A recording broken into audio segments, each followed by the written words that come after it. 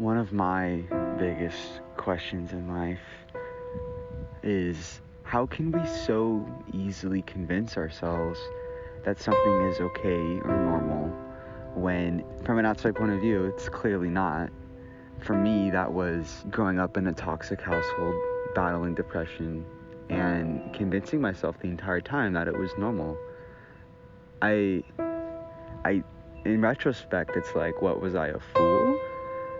So I think that paints a bigger picture, which is, what else have I convinced myself is normal? Is my faith genuine? How much can I even trust my own thoughts, my own emotions, my own body? I don't know.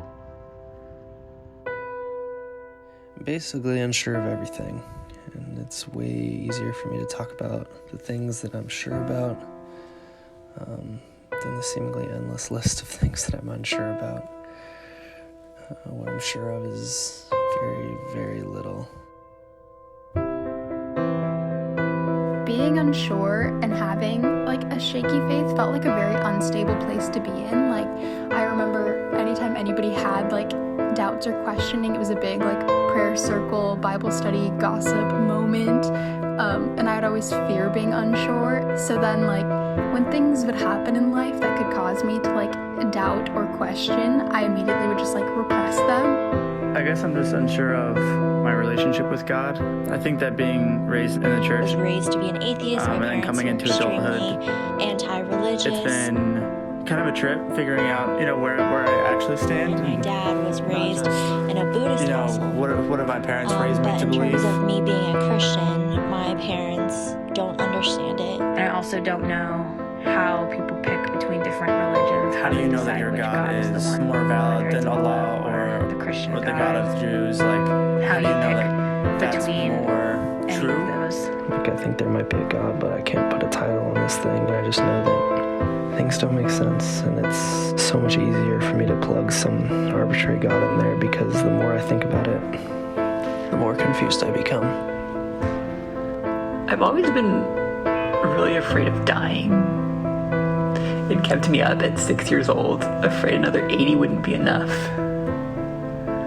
20 years later, I think I feel the same way. I used to pray for God to take me somewhere different, where I wouldn't have to die. Where me and my family could just be forever. Which I guess really is just praying for heaven. I think what I really wanted was the certainty of it, where I wouldn't have to walk into the unknown, afraid that there would just be nothing. What happens after you die? I don't know where you The go. idea of not I existing don't know if what we do in this life matters. sounds so much scarier than which is a hell. little scary.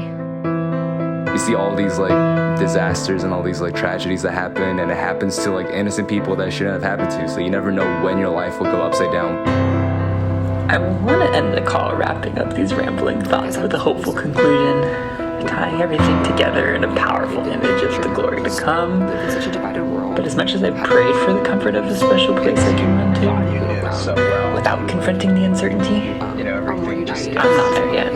Uncertain about everything. It might not be a place I can get to. It might not be a place anyone can get to. The entire foundation for everything I've based my reality. You can't stop your mind from constantly, playing on a loop, a series of counter arguments, every counter argument. It doesn't end. For a moment, it's as if my entire worldview is stuck in midair. Truths that I had once known, lost in limbo.